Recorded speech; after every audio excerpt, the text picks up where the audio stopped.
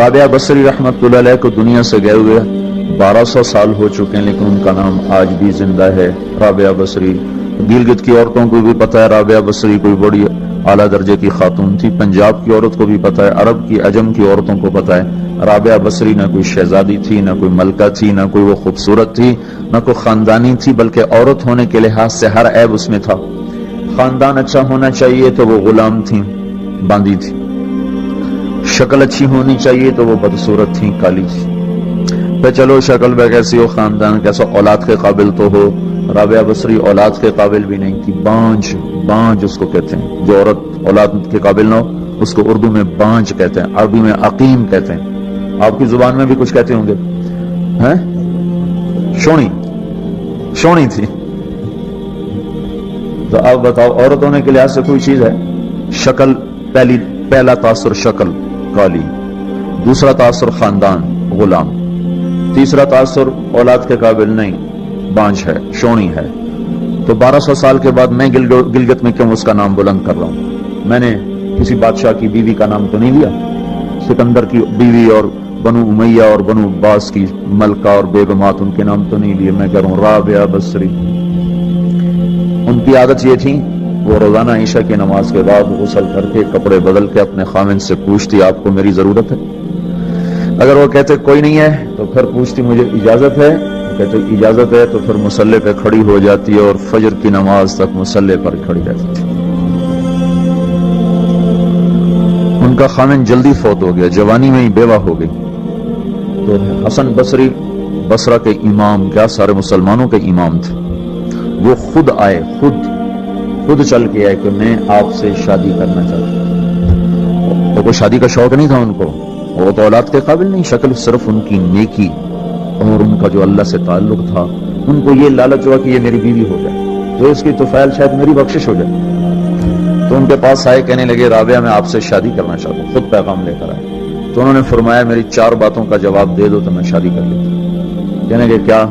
کہ یہ بتاؤ میں جنتی ہوں کہ دوزخی ہوں؟ کہنے لگے یہ تو میں کچھ نہیں کہہ سکتا۔ اچھا یہ بتاؤ جب اللہ تعالیٰ قیامت میں اعمال نامے اڑائے گا، کسی کے سیدھے ہاتھ میں آئے گا، کسی کو الٹے ہاتھ میں آئے گا، میرے سیدھے ہاتھ میں آئے گا کہ الٹے ہاتھ میں آئے گا؟ کہنے لگے یہ بھی کچھ نہیں بتا سکتا۔ کہنے لگے اچھا یہ بتاؤ جب اللہ نیکیوں کو تولے گا، کسی کی نیکیاں بڑھ جائیں گی، کسی کے گناہ بڑھ جائیں گے، میرے گناہ زیادہ ہوں گے نیکیاں زیادہ ہوں گی؟ کہا یہ بھی نہیں بتا سکتا۔ اچھا یہ بتاؤ جب لوگ پل صراط سے گزریں گے، کوئی پار نکل جائیں گے، کوئی نیچے گر جائیں گے، تو میں پار نکلوں گی کہ دوزخ میں گروں گی؟ کہنے لگے یہ بھی میں نہیں بتا سکتا۔ تو پھر فرمایا اچھا جاؤ مجھے تیاری کرنے دو، مجھے ان 4 باتوں کی تیاری کرنی ہے، میرے پاس شادی کے لیے وقت کوئی نہیں ہے۔ ایک دن اٹھی، سالن پکانے کے لیے سالن ہانڈی، دیکھا تو پیاز کوئی نہیں، اب پیاز کاٹ کے ہانڈی میں ڈالا جاتا ہے۔ اب پریشان بیٹھی ہیں، نہ کوئی بیٹا، نہ بیٹی، نہ خامد، نہ بھائی، نہ کوئی خادمہ۔ تب سوچ میں پڑی پیاز کہاں سے لوں؟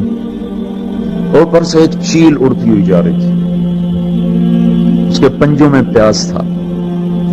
جب وہ اوپر آئی ہے تو اس کے پنجے چھوٹے اور پیاز سیدھا رابعہ بصری کی گود میں آ کے گرا۔ جو ہم سے دوستی لگاتے ہیں ہم پرندوں کو ان کا خدمت گزار بنا دیتے ہیں، ہاں جو اللہ سے دوستی لگا لیتے ہیں اللہ دنیا ان کے لیے مسخر کر دیتے ہیں، اللہ دنیا ان کے پاؤں میں ڈال دیتے ہیں۔ تو جب ان کا انتقال ہوا، رات کو ان کا انتقال، تو اپنی خادمہ سے کہا بس 2-4 آدمی بلا کے مجھے جلدی سے دفن کر دو، کسی کو نہ بتاؤ، صبح لوگوں کو بتا دینا، اور مجھے کفن دینا میری اس چادر میں جس میں تہجد پڑا کرتی تھی۔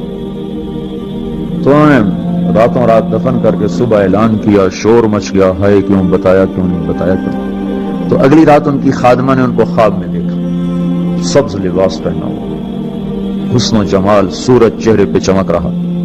پوچھا آپ کے ساتھ کیا ہوا؟ کہا میرے اللہ نے میرے ساتھ بہت عمدہ معاملہ کیا۔ کہا آپ کی وہ چادر کہاں گئی جس میں آپ کو کفن دیا تھا؟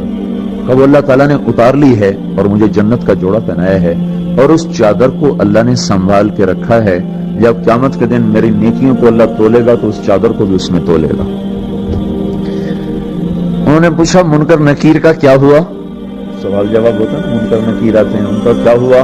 کہا وہ آئے تھے تو انہوں نے مجھ سے کہا من ربو کی، تیرا رب کون ہے، تیرا رب کون ہے؟ تو میں نے میں نے منکر نکیر سے کہا جس اللہ کو 40 سال نہیں بھلایا اس کو 4 ہاتھ زمین کے نیچے آ کر میں بھول جاؤں گی. یہ نہیں کہا ربی اللہ ہے، بلکہ ان کو یوں کہا کہ جس رب کو 40 سال میں نہ بھلا سکی اس کو 4 ہاتھ زمین کے نیچے آ کر میں بھول جاؤں گی. تو منکر نکیر نے کہا اس کا آگے کیا حساب لینا، چلو بھائی واپس چلو، چلو بھائی واپس چلو. یہ بات آپ نے حضرت عمر سے فرمائی تھی. عمر وہ کیا دن ہوگا جب تو قبر میں ہوگا اور منکر نکیر آئیں گے زمین کو چیرتے ہوئے اور ان کے ہاتھ میں ہتھوڑا ہوگا، ساری دنیا کے انسان جن اٹھانا چاہیں تو اٹھا نہیں سکیں گے، اور ان کی آواز میں بجلی کی کڑک ہوگی اور وہ زمین کو چیرتے ہوئے آئیں گے، ان کے دانت لمبے ہوں گے. تو وہ آ کر تم سے سوال کریں گے من ربک ما دینک من نبیک. تو حضرت عمر کہنے لگے یا رسول اللہ میرے ہوش ٹھیک ہوں گے، جیسے میں اب بیٹھوں میں ایسے ہوں گا؟ تو ہمارے نبی نے فرمایا ہاں تو ایسے ہی ہوگا جیسے تو اب بیٹھا ہوا ہے. تو کہنے لگے پھر میں اچھی طرح ان سے نمٹ لوں گا. تو جبریل آئے کہنے لگے یا رسول اللہ ہم دیکھ رہے ہیں آگے کہ عمر کو جب قبر میں ڈالا جائے گا اور آ کر منکر نکیر ان سے سوال کریں کہ من ربک، تو یہ کہیں گے ربی اللہ فمن ربکما، میرا رب تو اللہ ہے، تم بتاؤ تمہارا رب کون ہے. میرا دین تو اسلام ہے، تم بتاؤ تمہارا دین کیا ہے. تو وہ منکر نکیر کہیں گے عجیب بات ہے، ہم تمہارا حساب لینے آئے کہ تم